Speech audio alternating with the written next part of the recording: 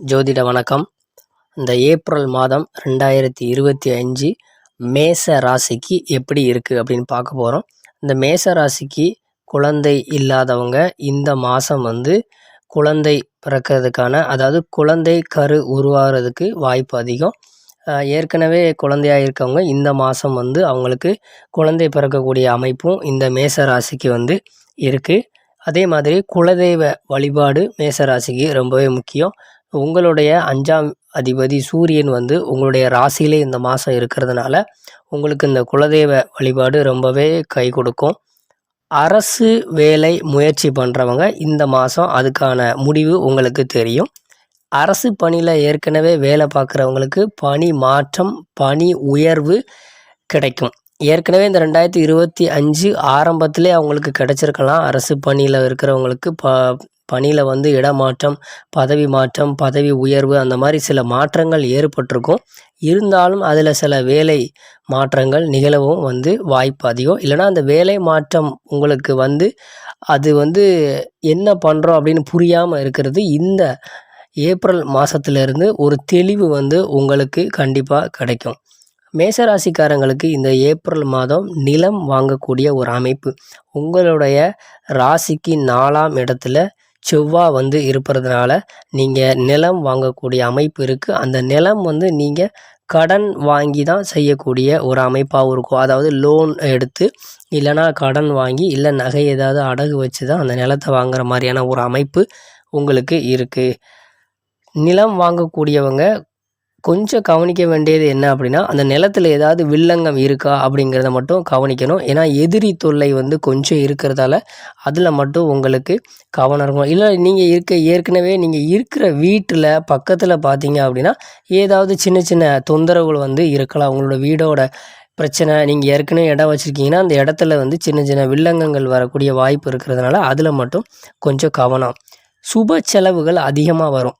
மேசராசிக்கு இந்த மாதம் சுப செலவுகள் அதிகமாக வரும். அந்த சுப செலவுகளுக்கு நீங்கள் உங்களுடைய சகோதரர்களாக இருக்கட்டும், இல்லை உங்களுடைய உடன் பிறப்புகளாக இருக்கட்டும், அவங்களுக்கு கடன் கொடுக்கக்கூடிய சூழலும் உருவாகும். ஏற்கனவே நம்ம சொன்னோம், கடன் நீங்கள் வாங்கி சில செயல்களை செய்யக்கூடிய சூழல் ஏற்படும் சொன்னோம். அப்படி எந்த சூழலுமே உங்களுக்கு இல்லை அப்படிங்கிற ஒரு பட்சத்தில் நீங்கள் உங்களுடைய உறவினர்களுக்கோ சகோதரர்களுக்கோ கடன் கொஞ்சம் பெரிய தொகையாக கடன் கொடுக்கக்கூடிய ஒரு சூழல் உருவாகும். அந்த சூழல் பின்னாடி பாதிக்காத வண்ணம் நீங்கள் பார்த்துக்கணும். தொலைதூர பயணம் ஏற்படும். மேசராசிக்காரங்களுக்கு ஏற்கனவே உங்களுடைய 12ஆம் வீட்டில் ராகு இருப்பதுனால மேசராசியில் இருக்கிறவங்க நிறைய பேர் இந்த வருடங்களில் வெளிநாட்டு வேலைக்கு முயற்சி செஞ்சவங்க வெளிநாட்டு வேலைக்கு போயிருப்பாங்க. இல்லை இங்கேயே இருப்பாங்க இல்லையா, வெளிநாடு போகாமல் இங்கேயே இருக்கிறவங்க, இல்லை அரசு பணியில் இருக்கிறவங்கலாம் வெளிநாட்டுக்கு வேறு வேலைக்கு போக மாட்டாங்க. அவங்களுக்கு என்ன வரும்னா, வெளிநாடு மற்ற இடங்களுக்கு தொலைதூர பயணங்களாக போகக்கூடிய ஒரு வாய்ப்பு ஏற்படும். சுற்றுலா போகக்கூடிய வாய்ப்பு ஏற்படும். இப்போ வெளிநாட்டுக்கு சுற்றுலா போவாங்க இல்லையா, அந்த மாதிரியான சுற்றுலா தலங்களுக்கு செல்லக்கூடிய ஒரு காலகட்டமாகவும் இந்த ஏப்ரல் மாதம் அவங்களுக்கு அமையும். உடல்நிலை பார்த்தீங்க அப்படின்னா ஆரோக்கியத்தில் கவனம் தேவை. உடல் சூடு சம்மந்தப்பட்ட உபாதைகள் கண்டிப்பாக வரலாம். மலச்சிக்கல் வரலாம். உடல் சூடுனால உடலில் கொப்பளங்கள் வரலாம். முகத்தில் பரு வரலாம். உடல் வெப்பநிலையால் ஏற்படும் உடல் உபாதைகள் இந்த மேசராசிக்கு ஏப்ரல் மாதம் வரும். அதை நீங்கள் கவனமாக இருக்கணும். ஏற்கனவே ஏப்ரல் மாதம் வெயில் காலம் ஆரம்பிப்பதால் இந்த பிரச்சனை உங்களுக்கு பெரிய தொந்தரவாகவும் இருக்கும்.